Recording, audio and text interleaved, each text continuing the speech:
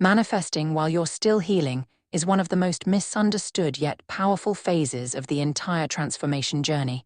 So many people believe they must fix themselves first, before they can take aligned action, attract the right opportunities, or call in the experiences they deeply desire.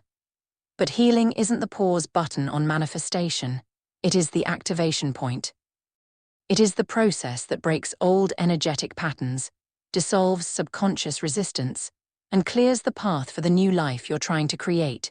This stage isn't about pretending you're fine or bypassing your pain with hollow affirmations.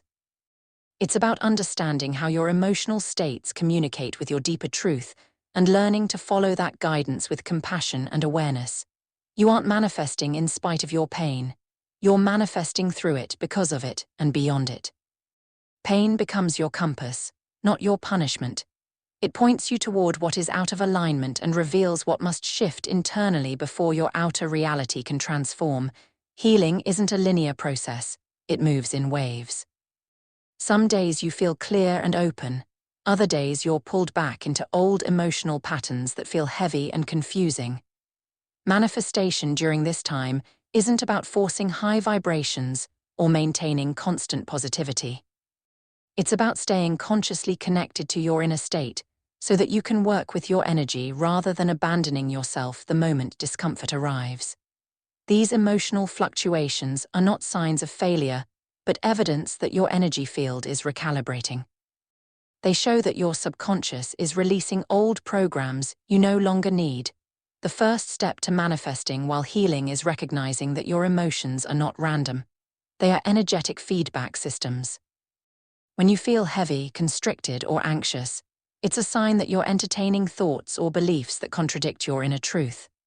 When you feel open, calm, or inspired, it's a sign that you're aligned with your authentic frequency. This is how you navigate manifesting in real time, by tuning into how your emotional body responds rather than attempting to override it with mental force. You don't have to push yourself into a higher vibration. You create alignment by honoring what your emotions reveal.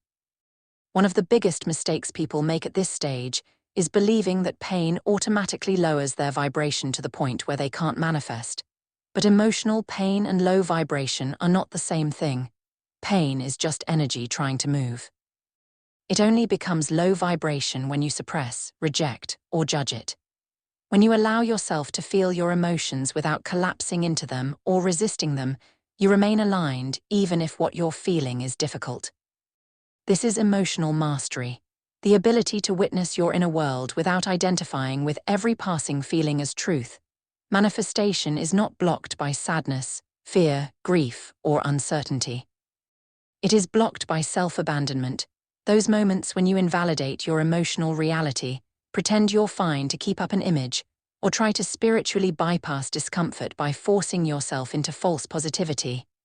Healing requires presence, not performance. It requires honesty, not spiritual perfection. You manifest from the truth of who you are, not the version of yourself you think you need to become in order to be worthy of your desires. As you start paying attention to your emotional responses, you begin establishing trust between yourself and your inner world. This is a crucial piece of manifesting while healing, because trust is the foundation of all creation.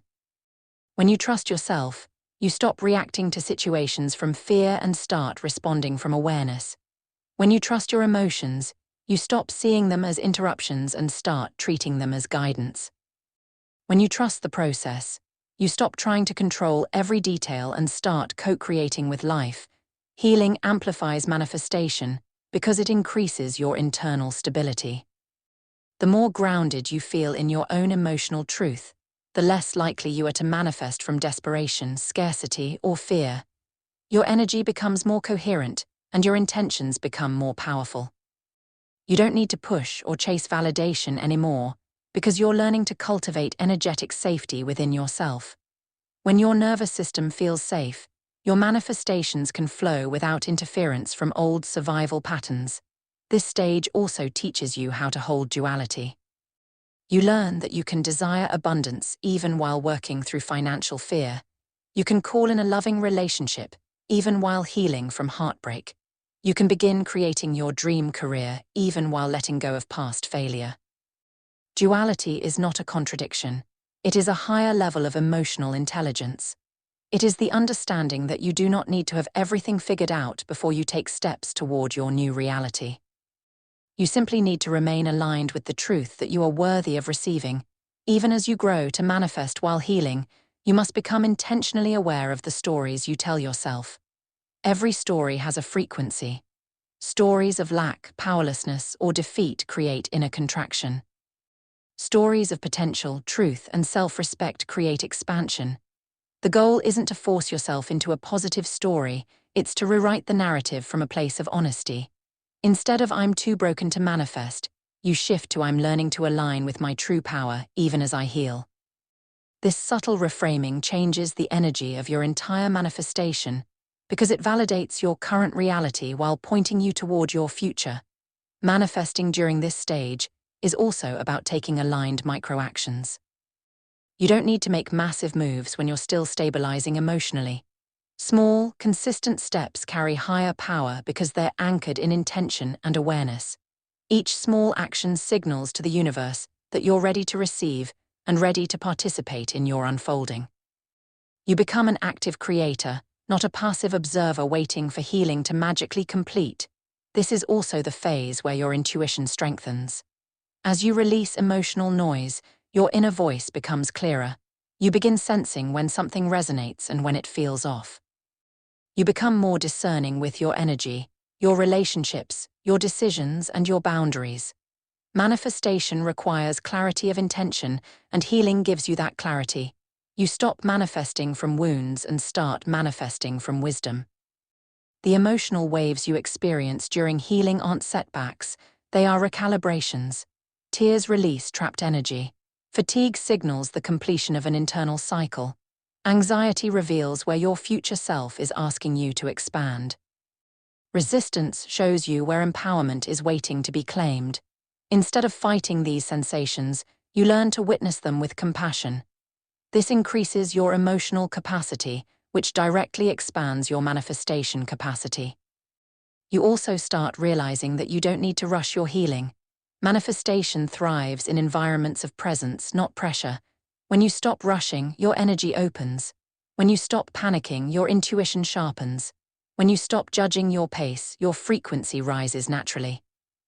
Healing has its own rhythm, and when you honor that rhythm, you create a stable foundation for long-term transformation. Another powerful aspect of manifesting during healing is the shift from coping to creating. Coping is reactive, creating is intentional. Coping keeps you in survival mode, creating signals that you trust yourself enough to build something new.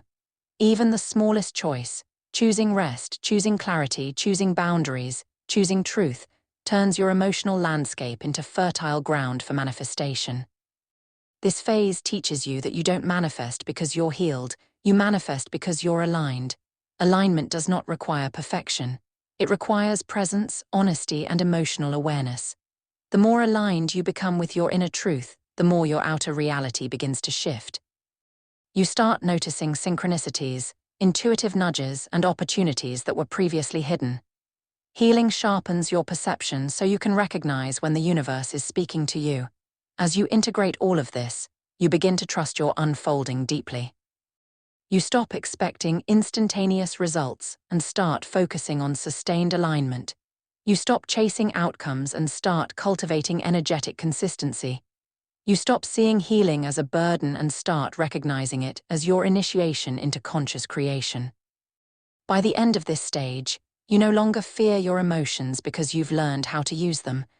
You no longer run from discomfort because you understand its purpose. You no longer feel powerless because you've realized that manifestation is not something outside of you. It's a reflection of the relationship you build with yourself. Manifesting while healing becomes the most transformative part of your journey because it teaches you emotional mastery, energetic integrity, and inner stability.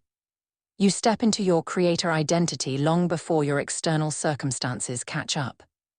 And when they do catch up, they reflect a version of you that is grounded, self-aware, empowered, and aligned from within. Watch the 5 videos in the Initial Awakening series before continuing with this series of healing and manifesting while you are still in pain or loss. And subscribe, comment, and like if you found this episode helpful. Then share with a friend who has known loss and needs to know there is hope and a way forward.